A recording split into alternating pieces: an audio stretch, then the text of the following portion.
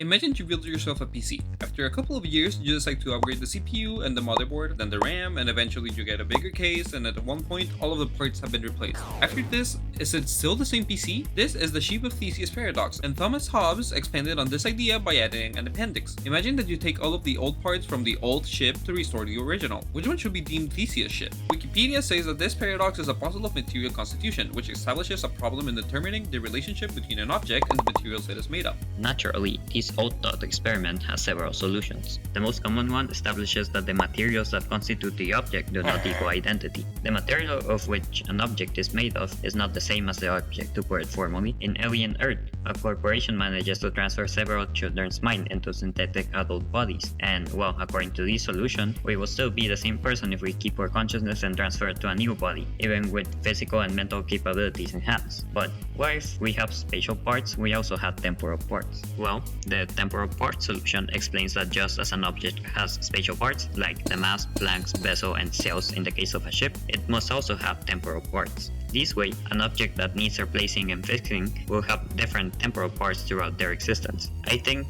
this is quite accurate, and let's take ourselves as an example. Our body and mind changes consistently through our life, and while you might be completely different as you were 10 years ago, you're still the same person conceptually. Go check our individuality video for an in-depth dive. Another solution suggests that logic behind this problem is flawed because of human understanding. This is the deflationist solution. It says that the problem is within language, not philosophy. The phrase same ship or Theseus ship doesn't refer to anything we universally agree on, referring to either the restored original or the new, which is a failure in our language. As a side note, this is similar to the concept of failure to refer, as we cannot certainly say what the phrase means and cannot assign a third value to something like this is Theseus ship. And looking into a cognitive science solution, it argues something very similar, that the experiment only helps us understand the human mind through the confusion caused by the thought experiment and not the real world. This is because the meaning of the ship isn't defined, so it is up to the individual to do so. Going back to solutions that actually address the problem instead of forming a pretentious answer saying that, oh, this is a lot of society.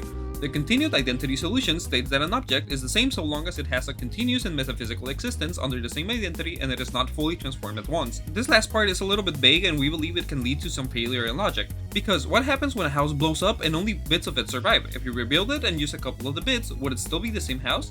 This question arises only because the solution does not explain what a full transformation is. These solutions might offer different angles to tackle the paradox, but they also pose new questions. Taking ourselves as an example again, are we still ourselves after years of change, or would we be the same if our consciousness and mind transferred onto another body? In a similar way, are we still the same person after the continuity of our consciousness stops like you are during general anesthesia? Well, after hearing all of this, what do you think?